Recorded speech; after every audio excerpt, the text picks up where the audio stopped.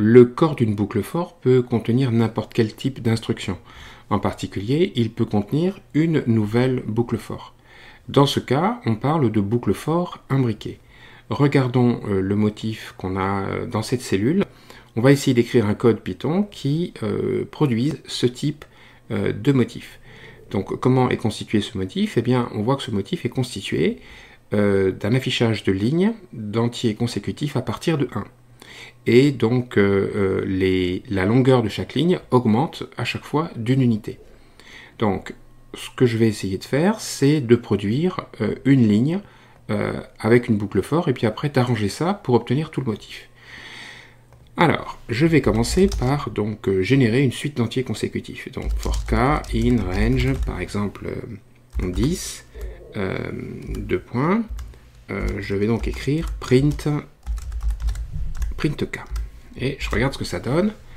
Donc, ça donne, si j'avais ça en tête, ça donne quelque chose qui n'est pas tout à fait satisfaisant. Il y a certes 10 nombres, mais ça commence à 0 et non pas à 1. Et ça se termine donc à 9 au lieu de 10. Et puis surtout, les nombres ne sont pas les uns à côté des autres. Alors, je peux remédier assez facilement au problème du début. Parce que c'est juste une affaire de décalage. Il suffit que j'écrive par exemple k plus 1. Et à ce moment-là, je vais avoir mes 10 nombres. Et le premier, ce sera 1. Le dernier, ce sera 10. Maintenant, je vais essayer de régler le problème du saut de ligne. Donc, pourquoi il y a un saut de ligne? Parce que print, par défaut, la terminaison d'affichage, c'est un saut de ligne. Mais je peux la changer, cette terminaison, on a vu ça dans une précédente vidéo, avec donc l'argument nommé end. Donc ici, je peux écrire une chaîne de caractères. Par exemple, si j'écris 3 lettres comme ça, eh bien, ça va séparer mes affichages de ce séparateur. Donc ici, je vais choisir ce qui me convient, c'est-à-dire juste un espace, donc je tape sur la barre d'espace. Et à ce moment-là, donc j'obtiens une ligne qui est vraiment identique à celle que je voyais dans le motif. On voit donc que maintenant, il suffit de répéter ce motif, mais donc pour autre chose que 10. Donc ce que je vais faire ici, au lieu de mettre 10, je vais mettre déjà n, une variable, et je vais faire, donc je vais écrire n égale par exemple 10, ou je vais écrire par exemple 5 plutôt, et donc ça me donne le motif attendu, le motif qui est ici. Donc pour obtenir le motif qui est là, il suffit que je répète ces deux lignes de code, mais en faisant varier n de 1 jusqu'à 14. Alors pour faire varier n entre 1 et 14, je sais qu'on peut le faire avec range. Et donc il suffira d'écrire une boucle for avec n qui varie entre les deux, entre les deux bornes. Donc on y va. For, alors c'est n qui doit varier. Donc for n in range. Donc j'ai dit de 1 à 14. 2 points. Donc je vais indenter. Voilà. Donc ces deux lignes vont être répétées. Alors on va voir ce que ça donne.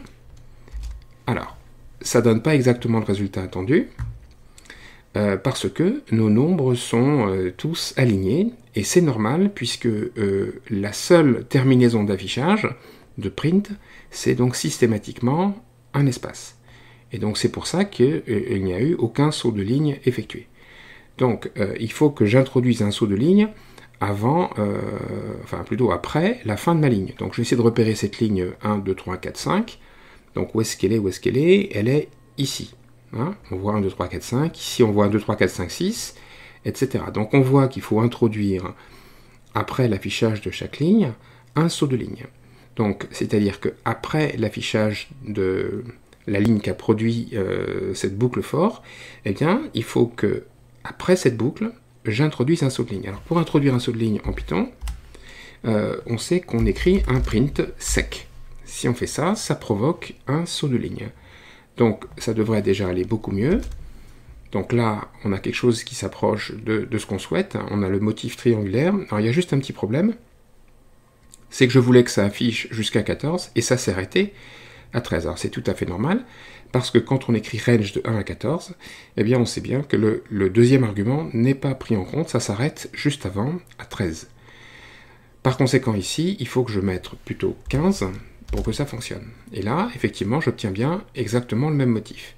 Maintenant, si je voulais mettre une variable pour désigner la longueur du motif, enfin la hauteur, donc je vais disons que c'est une variable grand N. Alors moi je voudrais grand N égale 14 et il faut que j'adapte. Donc ici, on comprend bien qu'il faut mettre N plus 1.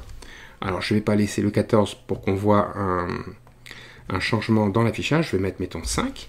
Et donc là ça devrait afficher 5 lignes. Donc on y va et effectivement ça affiche bien les 5 lignes attendues.